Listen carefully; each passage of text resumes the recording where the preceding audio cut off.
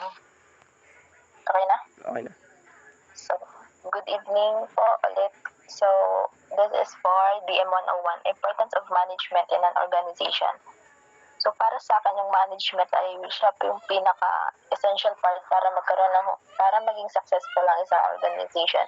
So, sa management, nandun yung pinaka-apat na importanteng key or yung planning, organizing, controlling, and leading.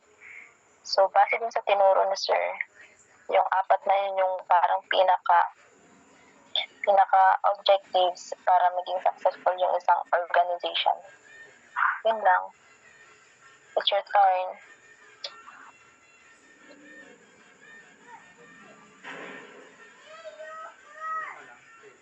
Mr. Sanos,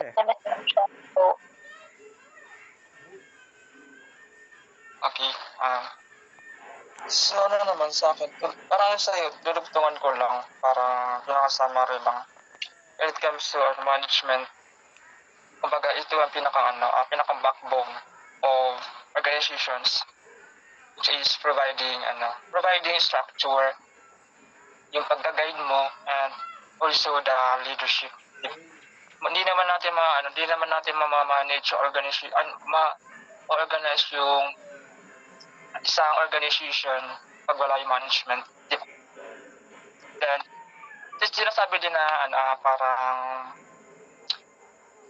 ito na yung pinakang role of impacts all aspect of an organization from strategic sa mga planning to day-to-day operations, kung anong mga event na kailangan natin gawin.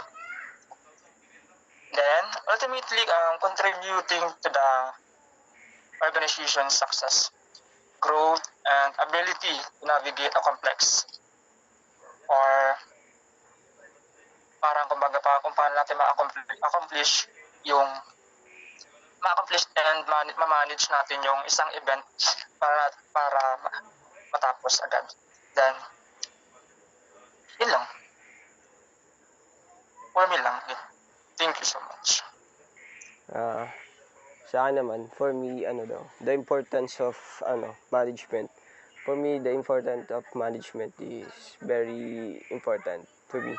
Because, kasama naman sa pag pinanganak naman tayo, parang kasama na yun sa buhay talaga natin, yung pagmamanage, yung paano natin i-manage yung time natin sa situation.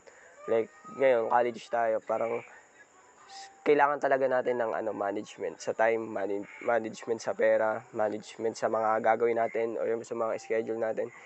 Para sa akin, yun ay mahalaga. Dapat ay bata pa lang tayo or we're not in college yet. Dapat napapractice natin yun. Dapat napapractice natin yung pag-manage, kung anong tamang pag-manage ng pera, oras, at kung yung mga gawain natin sa araw-araw. Sa akin, talaga napakahalaga yun kasi pag gagawa ka ng sarili mong pamilya, kasama pa rin naman yun eh.